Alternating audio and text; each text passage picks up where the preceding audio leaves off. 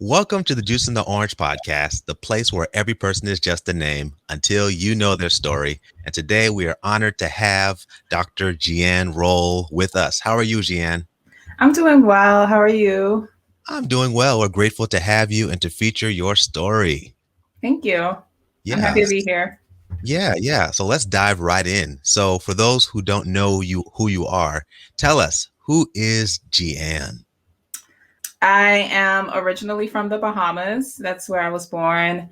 Um, I have Bahamian and Jamaican heritage. I moved here when I was about 11 years old. I moved to Long Island, and I've been here ever since. Um, I am an MD who's training in anesthesiology. And most importantly, I'm a Christian. I'm a believer, a daughter of God. Um, yeah, that's a little bit about me. That's an awesome summary. So you have those Caribbean roots and you migrated to the Northeast. And so, how did you end up in New Jersey? So that would have to start with me leaving New York.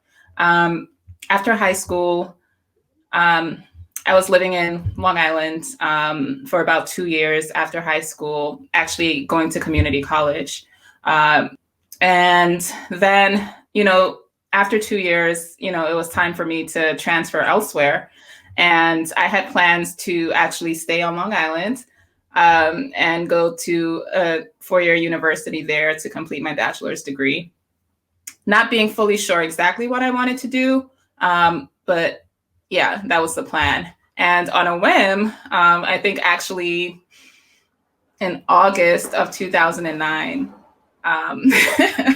my pastor presented to me the option of considering going to Oakwood University down in Mm, wow. Alabama. And in my mind, I was just like, absolutely not. I'm not going to do that. Alabama, like I've Right. been here for almost 10 years now in Long Island, New York, and to go to some arbitrary place like country Alabama just sounded just, like absolutely not it, you Yeah. know? Um, but he told me to pray about it, and I did exactly that.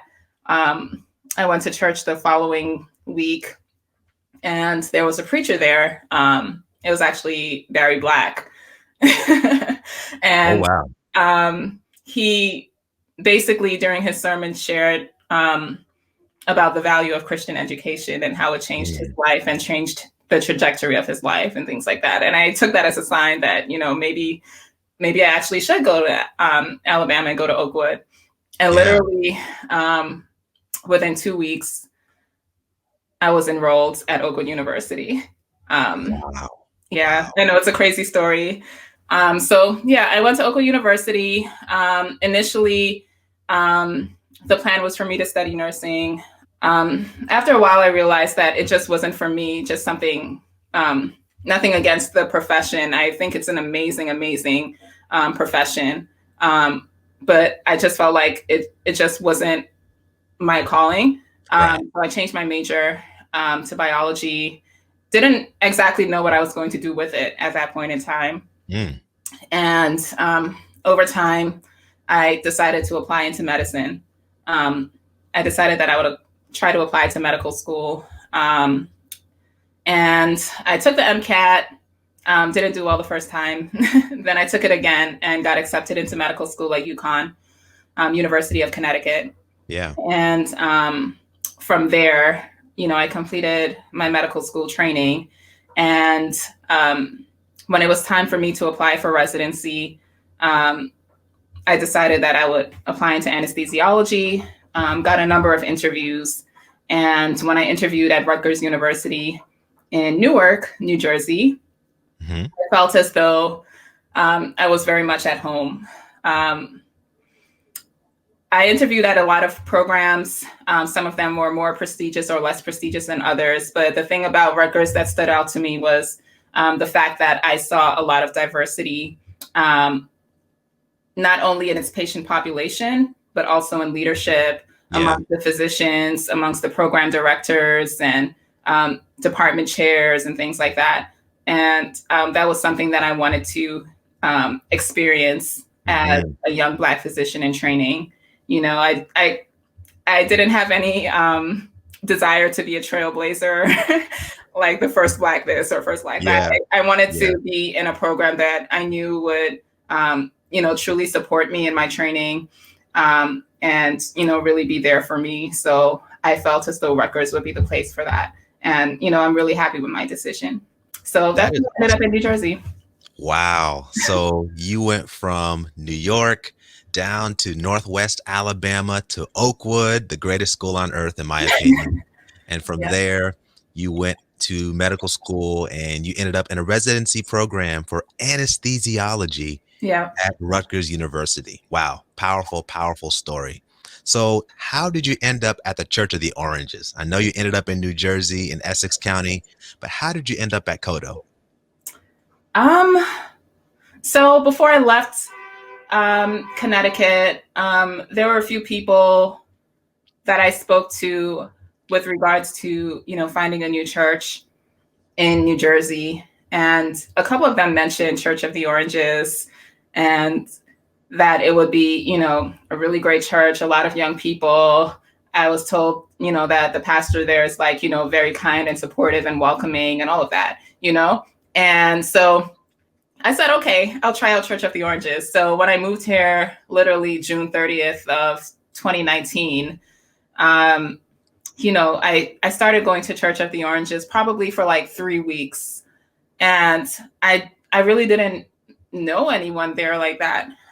There were familiar faces from Oakwood, but they weren't Hmm. people that I knew like as friends from Oakwood, Yeah.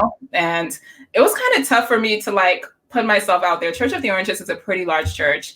And, like when you're a person that's, pretty much coming there to a new area by yourself, it can be easy for you to get lost in the crowd. So I went there Yeah. for about 3 weeks. And then I went to another church in the area, and it was a smaller church. And I was like, okay, maybe I can settle in here, you know. um, and so I did that for probably a couple of months. And then at that church, I ran into somebody probably around September, October-ish, from Oakwood, who was Mm. actually just like doing a special music there. And when I ran into her, she basically, we connected, and she was able to connect me to a bunch of other young people.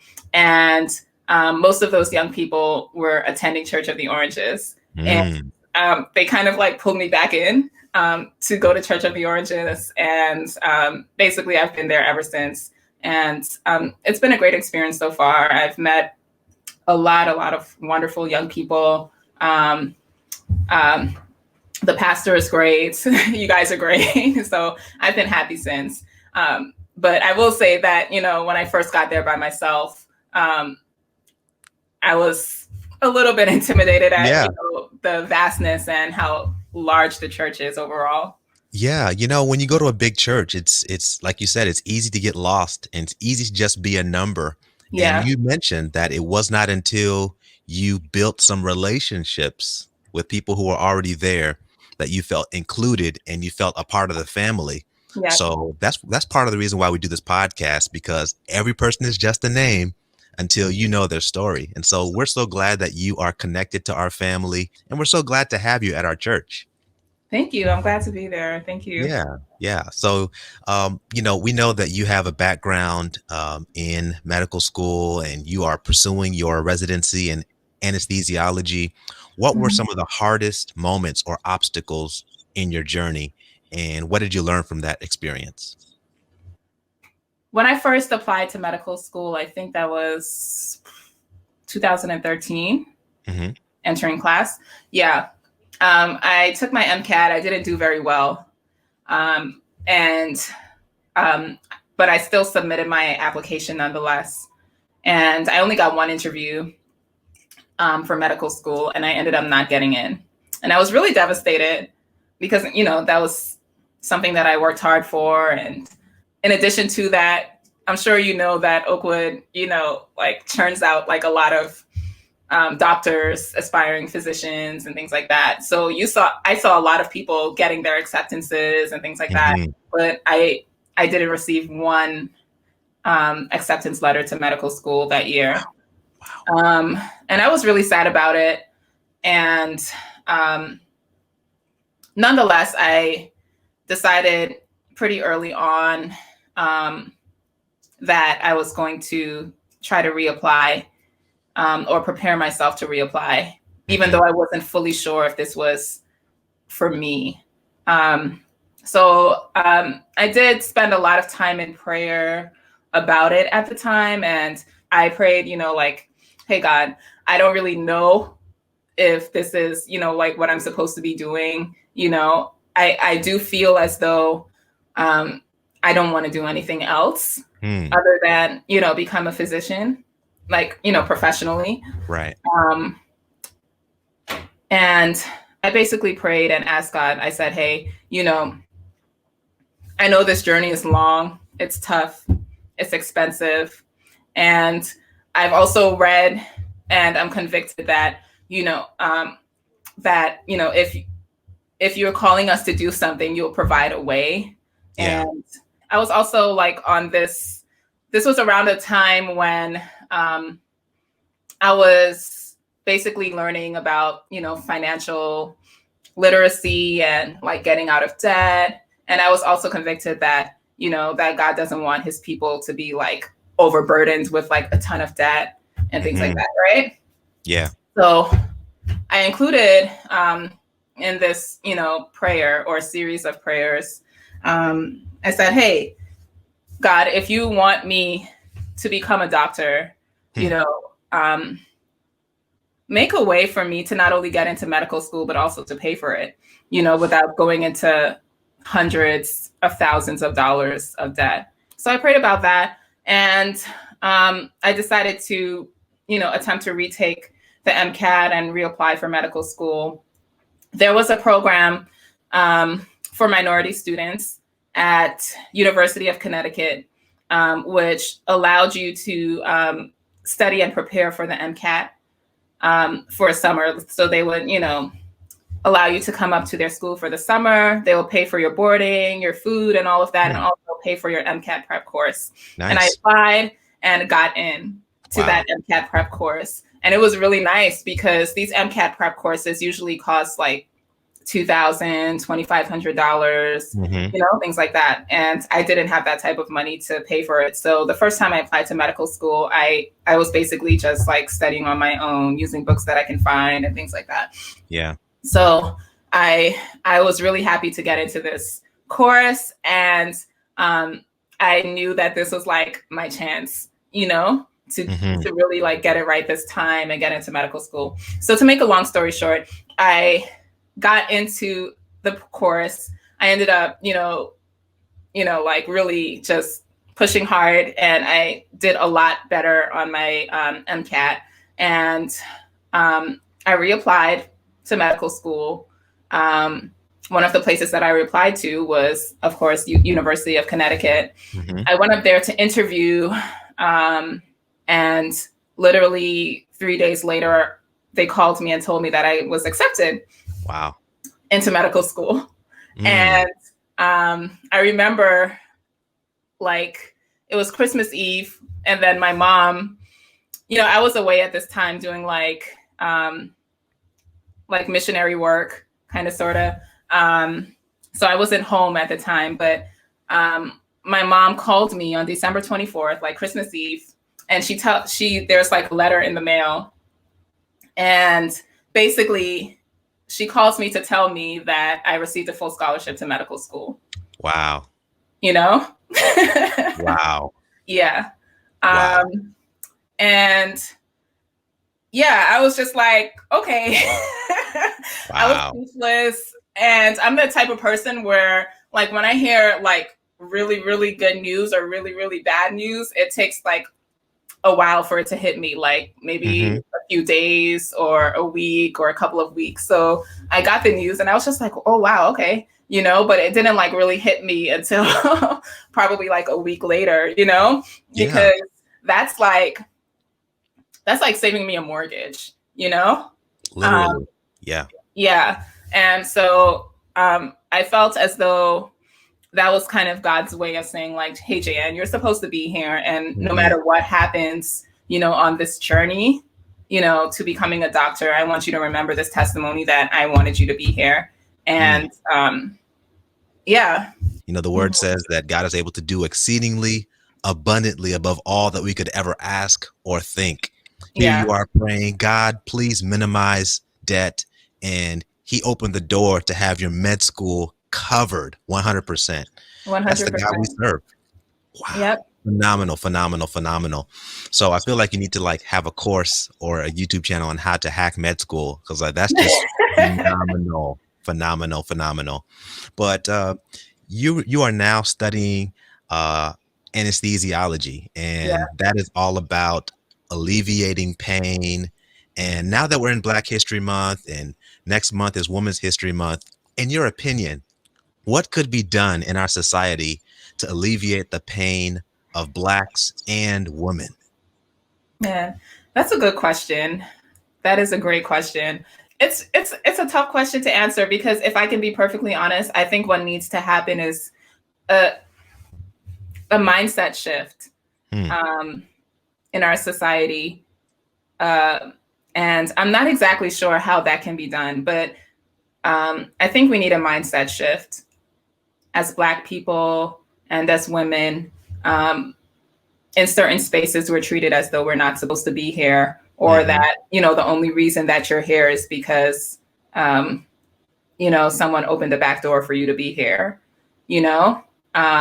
And, for me, even to this day, I still get that sense from people, even though, of course there is something such as affirmative action, for example, right? Right.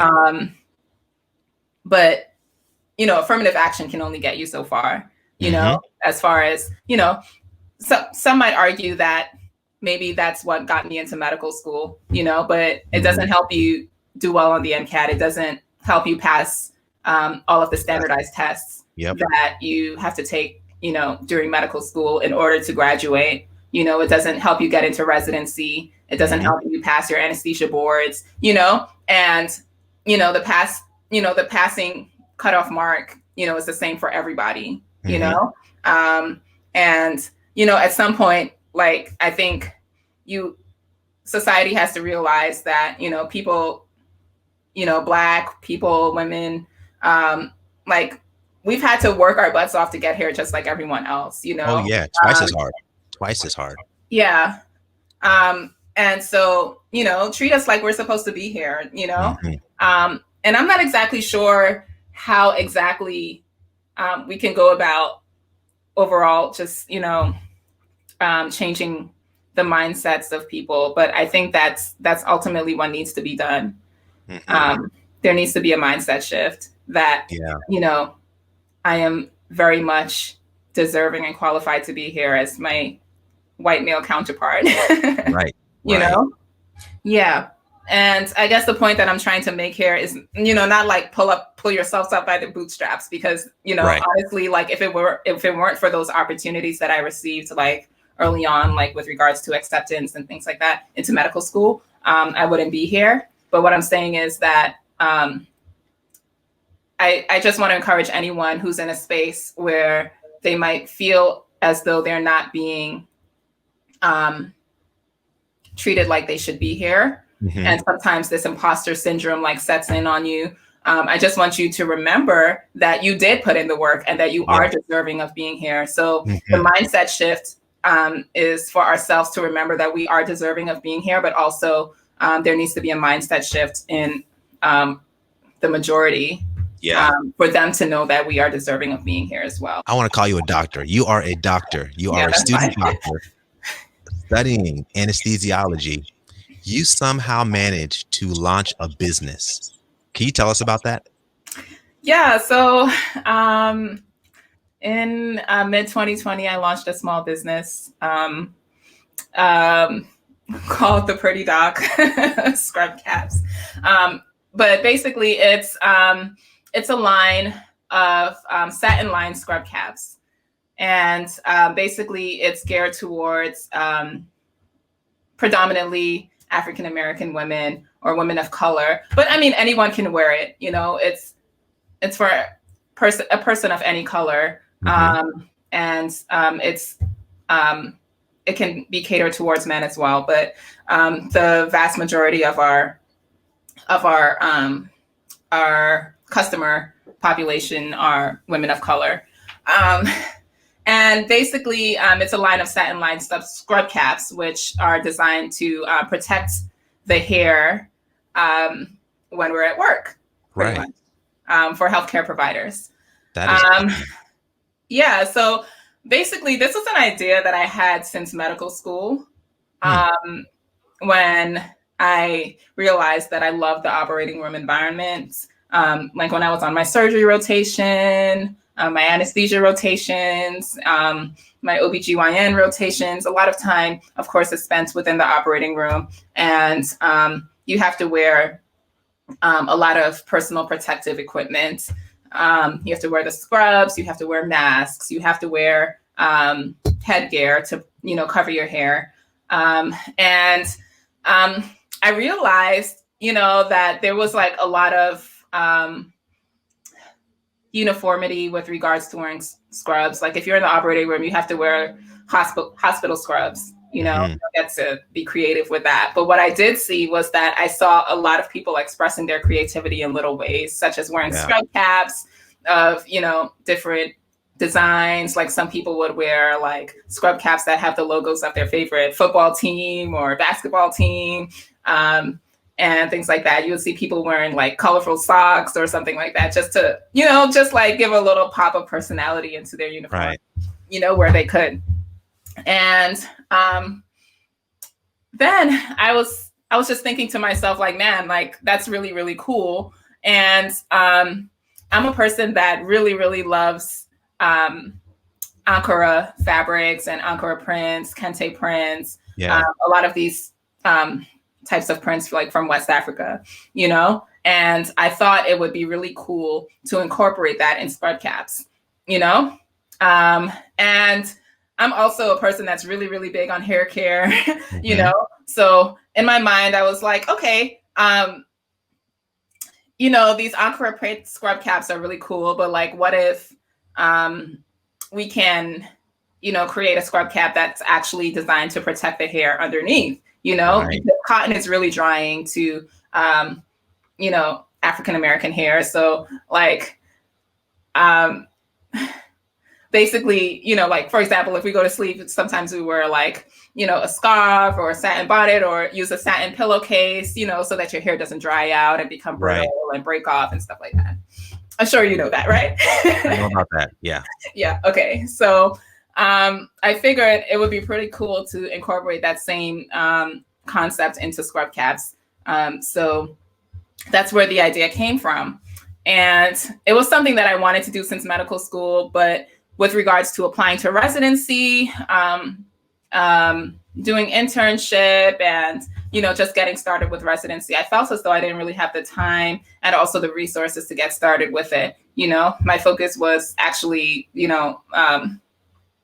getting myself established in residency so that I can actually know what I'm doing. And I wanted to kind of like focus on that mainly before I get started on this. So I decided to put it down. I put it on the back burner. And, I was just hoping to myself that, even though I'm putting it down for now, I wanted to be able to pick it up again later on, and there were times when the idea would come back to mind and I would feel like really bad, like, man, this is, such a great thing, but I can't do it right now. But I was like really determined that once I have the opportunity, I'll try to get started with it. And so it was April of 2020, kind of at the beginning of the pandemic. Wow. My mom and my sister came to visit me for a few days. And we were talking about like PPE and stuff, personal protective equipment. And I happened to have a sewing machine like sitting on my desk. And my mom, who's a seamstress, she doesn't do it like as her career or anything, but it's kind of just, something she does on the side when she feels like it. She basically was like, if you had the material, I would make you some scrub caps right now, And I just so happened to have like a bin full of Ankara fabrics and satin fabric in the back of my closet, like this huge bin. Wow. And I had everything. I had the threads, I had the elastic, I had the bin of fabrics, I had the sewing machine. Like there was literally nothing that I needed that I didn't have at the time to get started. And then I told my mom, I was like, hey, can you make me a couple, And she went ahead and did that that afternoon. And basically, I wore it to work one day and I got a lot of compliments on it. And people were asking me, where did I get this from and stuff. And I basically shared about how my mom made it for me. And so then me and my mom started to have this conversation about, getting this thing started. And that's exactly what we did. Wow. Initially, it was her, making these scrub caps, like by order. And I wanted this to, kind of grow. Yeah. And I knew that my mom doing it by herself would not be enough. So I began to look into getting it manufactured. And I was able to find a manufacturer to be able to create these scrub caps for me in the way that I wanted. And basically it took off from there, Wow. But I just went ahead and decided to get started. I created my website on my own. I found some friends who were photographers, like freelance photographers, and they were able to take photos and things like that. And I just went ahead and got started. And I said, hey, the most important thing is to start, and we'll just grow as we go along. And it's been continuing to grow, and I'm really happy about that. That is so awesome because it is not just functional, but it's fashionable. Yeah. And you are repping for Wakanda, the motherland. Yeah. And it is also serving a purpose and a function. And so I want to encourage everybody watching this video, listening to this interview, to support Pretty Doc Caps. Listen, support Black businesses, not just in February, but year round. We have tons of healthcare professionals who would benefit from having a beautiful cap like this. So can you please let the folks know where they can get their own Pretty Doc cap? Yeah, so you can go to theprettydoc.com. Literally theprettydoc.com. And that's the website where you can purchase your scrub caps. That is awesome. And you also are on Instagram as well. Yeah, I am on Instagram. The scrub cap Instagram is Pretty Doc Scrub Caps. My personal Instagram, which is open, is the Pretty Doc, and you can find me there.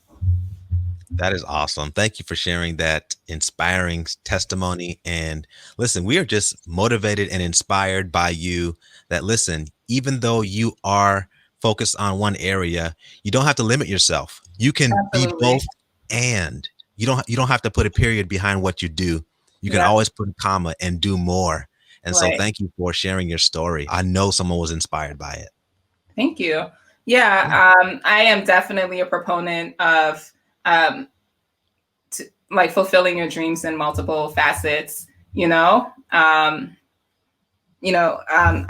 of course, always wanted to be a doctor, but there are many other things that I want to do before, my time on earth is up,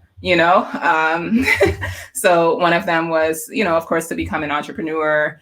And, as I continue to work on that, there are other things that I definitely want to, see happen in my life and in the lives of other people through me. So, yeah. That is awesome. So looking forward to the next decade, what are some of the things that you would like to accomplish in the next 5 to 10 years? Wow. A lot, but we'll see how it goes. In the next 5 to 10 years, I will have completed my anesthesiology training, become a board certified anesthesiologist. I definitely want to grow and expand the small business that I have right now. And one of my goals is to develop or establish for myself and my family multiple streams of income. Hmm. I think that's really important. And I just wanted to throw it out there that I'm really happy to see how we as a Black community are, gaining greater amounts of access to financial literacy. And Yeah. I'm currently like a sponge trying to soak up as much as I can. So one thing that I want to do is to educate myself and establish, um, at least, well, I'll be happy if I can establish and educate myself on one stream of income every year. You Mm. know, um, at least for the next 5 years or so. And I know that sounds like a big feat, but Yeah. there are so many ways to do that. There's entrepreneurship, there's stocks, Real there's estate. real estate.